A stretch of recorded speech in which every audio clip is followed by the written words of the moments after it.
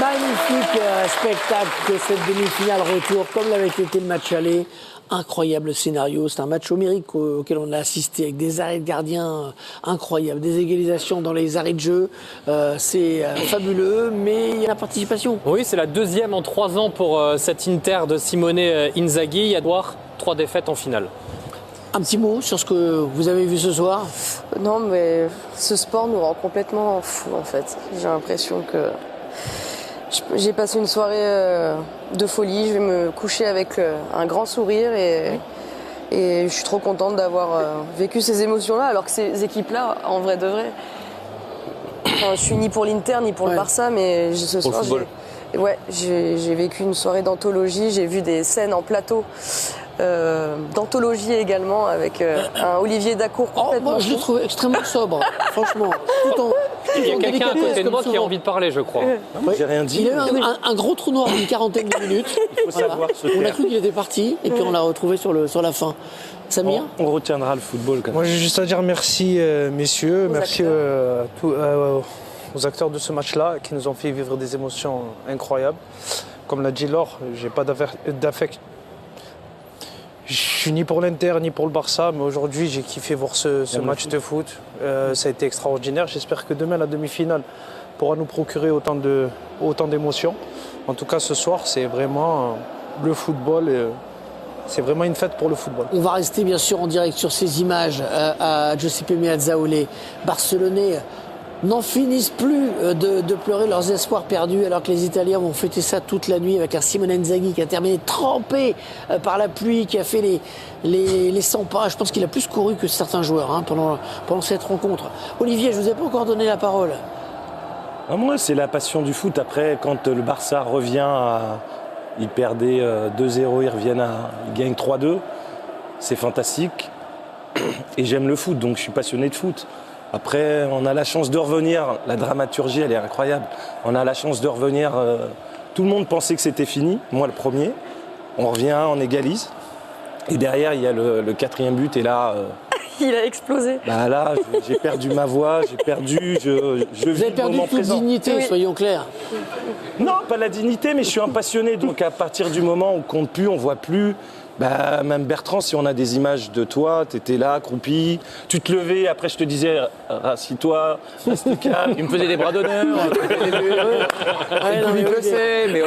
C'est l'amitié qui nous réunit. Ce qui est génial, c'est que j'ai tout filmé. Ouais. Et Mais ça, c'est cool. vous inquiétez pas, vous n'êtes pas la seule. On va vous montrer ça dans un instant. On a des documents à charge contre Olivier Dacour. Juste, j'ai une question pour vous, Gauthier.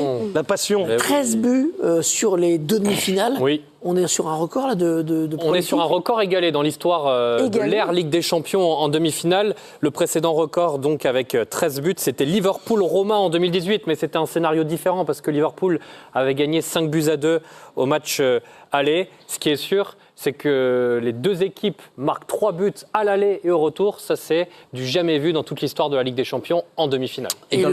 Oui. Pardon, dans le récit du match que fait Olivier, il y a aussi cette occasion qui n'est pas un but de Yamal à la toute fin du temps réglementaire après l'égalisation de l'Inter, qui est une balle absolument énorme sur son pied gauche en plus, avec encore une fois un arrêt de Sommer qui a encore pris 3 buts ce soir et qui est sans doute le héros du match et de la qualif côté Inter, même si on ne va pas réduire uniquement l'Inter à ce qu'a fait Sommer, mais c'est un moment très important. Thuram, le match de Thuram. Oui, absolument, c'est pour ça que je pense à lui. On va voir les arrêts de Sommer, les buts et commencer peut-être par celui de la qualification, celui de marqué par Fratesi Italia, sur cette action où là, pour le coup, Thuram joue un rôle majeur.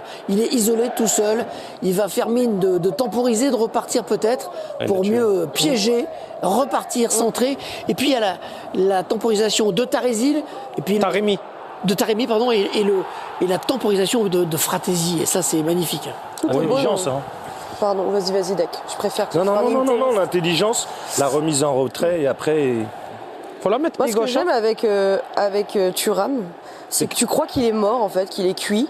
Et en fait, il a toujours un coup de gaz qui te sort là comme ça à la dernière, un peu comme à la dernière minute, à la DAC. Araujo, plus qu'un défenseur, c'est un bel accompagnateur là, comme ça. Non, mais c'est mal défendu de sa part. Oui, il doit très mal protéger son défendu, but. Tu protèges ton but. Tu le laisses faire la passe en retrait. Il y a moins de danger en faisant la passe en retrait qu'en te débordant. On dirait l'action de de Messi contre la Croatie avec Gvardiol, où il lui fait fin de partir, il revient pour centre en retrait. Alvarez, but aussi, ça s'est terminé par un but, mais là, c'est mal défendu. finition de Ce petit Fratesi, ballon, elle est magnifique.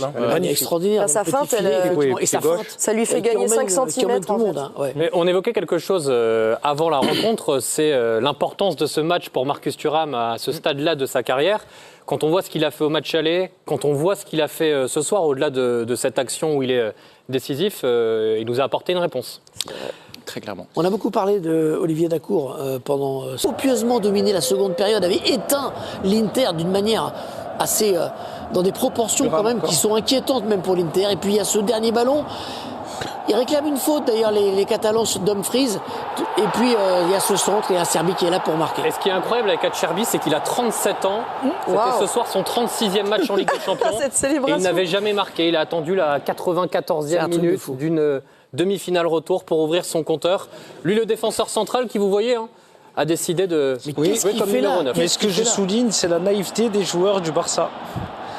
Tu perdais 2-0, tu renverses la situation, tu mènes 3-2. Il y a quand même 5 joueurs en position offensive et ils ne sont pas totalement bien placés derrière. C'est une équipe qui joue souvent Oui, l'attaque. qui joue, exactement. Il a choisi le bon moment hein, pour marquer son premier Ça but. vous rappelle pas Maguire? Comme dans un rêve pour les interistes avec ce ballon de Dumfries pour Lautaro Martinez qui ouvre le score.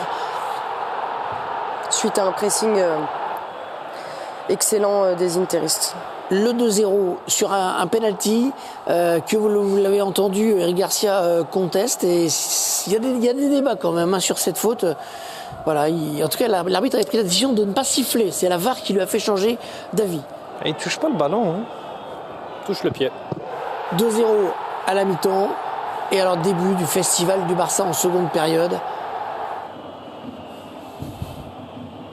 Comme la semaine dernière, hein, l'Inter menait 2-0, le Barça qui revient de partout. Ouais. Avec Eric Garcia, hein, c'est lui qui marque, hein, je crois. Oui, tout à fait. Il en a une deuxième qui doit mettre aussi. Oui. Quel arrêt? Quel arrêt de Sommer.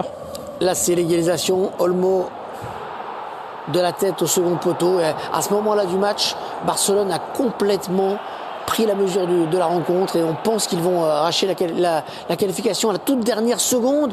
Heureusement que d'ailleurs Firmin s'enlève parce que s'il avait touché là-bas, il aurait été hors jeu, mais il a eu l'intelligence de s'effacer pour Rafinha. Et puis donc le but de l'égalisation à la 94e minute, Dumfries pour Serbie.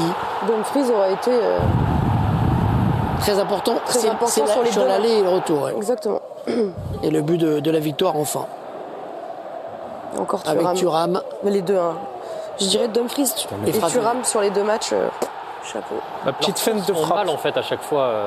Les courses de Dumfries font mal et Thuram passe très bien. Dans la prolongation, on va le revoir, cet arrêt de Sommer sur ce ballon qui va être frappé du pied gauche et là il va la chercher. Improbable. Elle est forte, elle est bien placée. Peut-être à bout vitesse des réelle, doigts. on a l'impression Ouais. qu'il y a mal Donc elle est même pas rase cadrée, en le fait. poteau, exactement. Mais en fait, on va s'apercevoir Et il va même pas à main opposée en plus. Hein. Non, qu'il touche j'ai pensé un peu à ce celui qu'il faut, quoi. de Donnarumma contre Celle de Garcia aussi. Aston Villa. Ensuite, ça c'est un autre arrêt sur Yamal encore une fois. Il était chaud. Hein. Ouais, Yamal Ah ouais, celle-là. a incroyable. poussé aussi. Hein. Il a été très bon sur la deuxième partie du match. Il y a eu un poteau également, hein, si je ne m'abuse. Oui. Voilà, on regarde celle-là. Oui. Regardez comme elle part, comme elle est loin du gardien qui va la chercher. Et puis, le troisième arrêt, je voudrais qu'on revienne dessus, parce mais que c'est celui-là, ouais. là, quand même, le ballon, voilà, c'est très bien donné. Le but est quasi vide. Alors, c'est vrai que du pied gauche, il la remet un peu trop sur lui. Il y avait Mais quand l'autre même. partie du but qui était ouverte. Il fallait le faire. Hein. Mais quand même, terre, quand même, déjà, ouais. hein. Ouais, c'est vrai qu'il a se plus relève de vite. place sur la droite.